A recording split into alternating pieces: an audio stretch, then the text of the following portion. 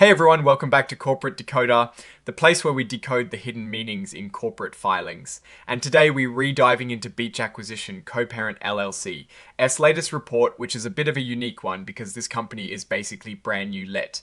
Just say they were really just getting started. So what did Beach Acquisition Co-Parent LLC get up to for the period ending the 30th of June 2025? Well, for starters, they were incorporated on the 28th of April 2025. So this report covers their very first steps into existence, basically. They re a subsidiary of 3G Fund VLP, which is connected to 3G Capital Partners, LP, an investment firm. The big story here is their planned merger with Skechers USA Incorporated, which is a major deal. Beach Acquisition Co-Parent LLC, exact name of registrant as specified in its charter. This filing is basically a status update on that merger process.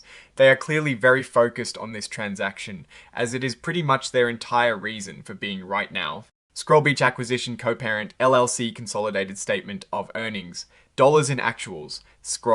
Now let's talk financials, which at this stage are super simple. For the period from the 28th of April 2025 to the 30th of June 2025, their revenues were zero. Operating expenses were zero, other items were zero, earnings before income taxes were zero, provision for income taxes was zero, and net earnings was zero. It makes perfect sense because, as they explicitly state, they have not commenced operations and have no assets or liabilities beyond what is needed for their formation. Looking at their members' equity statement, we see a very clear picture of their initial capitalization. As of the 28th of April 2025, their members' unit capital was less than $1, and their members' unit receivable was also less than $1, meaning practically nothing, which is expected for a brand new entity. Then on the 3rd of June 2025, they issued 100% of their common units. They received $100 recorded as a members' units receivable. This is essentially the initial seed money being put in to get things rolling. Members unit capital $105. This $100 figure represents their total members. Equity at the end of the period, the 30th of June 2025.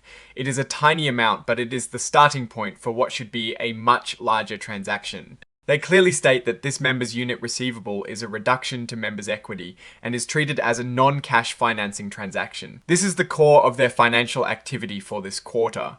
It is all about setting up the corporate structure and receiving that initial investment before the big merger. Now, for the exciting part, the commitments and contingencies, this is where we see the real financial muscle being put in place. As of the 3rd of June 2025, they entered into a debt commitment letter for a massive funding package. We are talking about approximately $2.1 billion in a first lien term loan facility and a $1.6 billion first lien revolving facility. On top of that, there is a $1.9 billion senior secured bridge facility and a $2.5 billion junior debt facility. This entire package, the debt financing, is designed to fund the transaction. And just a few weeks later, on the 26th of June 2025, they priced the initial term loan facility at approximately $3.0 billion. This is a significant amount of money over and above the initial commitment, showing strong lender interest. This facility is split into dollar-denominated loans and euro-denominated loans, with pricing based on benchmark rates plus a spread. The subsequent events section tells us what happened after the 30th of June 2025, and this is critical because it confirms the merger and financing closure. On the 14th of July 2025, they closed on an offering of senior secured notes and senior PIK toggle notes, totaling a significant amount in both euros and US dollars. Then on the 12th of September 2025, the company actually acquired Skechers, and the financing was used to pay for that merger and related fees. They also entered into a credit agreement for that $3.0 billion term loan facility and a $1.6 billion revolving credit facility. This confirms that the massive financing package was successfully put in place to facilitate the acquisition. On the control front, their principal executive and financial officers have concluded that their disclosure controls and procedures were effective as of the end of the reporting period. This means they have systems in place to ensure accurate reporting. There were no material changes to their internal control over financial reporting during the last fiscal quarter. Regarding legal proceedings, there is a mention of appraisal petitions filed by Skechers USA, incorporated stockholders. These are basically requests by shareholders to have a court determine the fair value of their shares after the merger. The company believes the cash election consideration they offered is already more than the fair value. As for risks, the report points to the cautionary statement and risk factors in their registration statement, which are not repeated here. This implies that the primary risks are related to the transaction itself and the overall business of Skechers. The exhibit section lists the foundational documents for this filing, including the merger agreement and the Company S operating agreement. This is standard practice for a company at this stage. So what is my take on this report? Well, it is a snapshot of a company at its absolute inception. Beach Acquisition Co-Parent LLC did exactly what it was supposed to do, which was get itself formed and set up the financing for a major acquisition.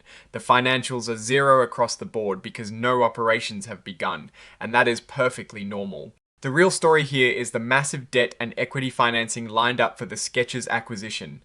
This signals a very aggressive move into the market, backed by substantial capital from 3G Capital.